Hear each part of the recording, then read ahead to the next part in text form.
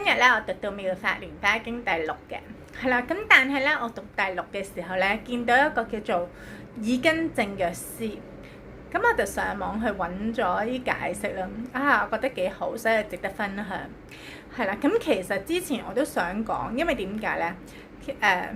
我睇到咧一個藥師嘅時候咧，我覺得好熟，因為我喺邊度睇過咧？係啦，原來佢就係喺第一品嗰度都見到有藥師兩個字嘅。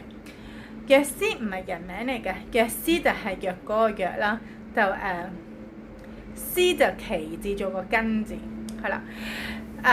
佢第一嗰度咧講，第一品嗰度講到咧就係咩咧？佢講到咩咧？唔記得咗添。佢講到咧見聞藥師，見聞藥師點解咧？就係見聞咩解咧？其實咧呢個係好好一個用語嚟。佢就話咧見聞藥師就係見咧就係見到佛嘅功德，係啦，見到佛法，係啦，聞就聽到佛佛講嘅嘢，係啦，係啦，咁係啦，聽聞佛法就係咁解，係啦，咁藥師咧就係如此咁解。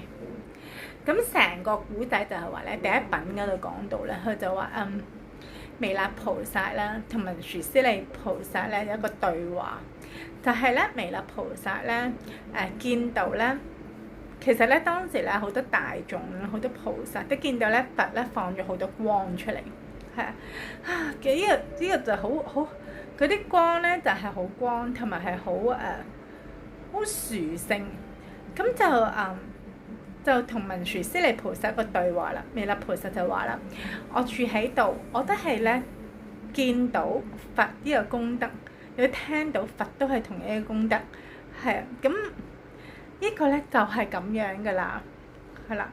我見到同埋聽到都係同一個景象，同我而家睇到都係同一個景象，係啦。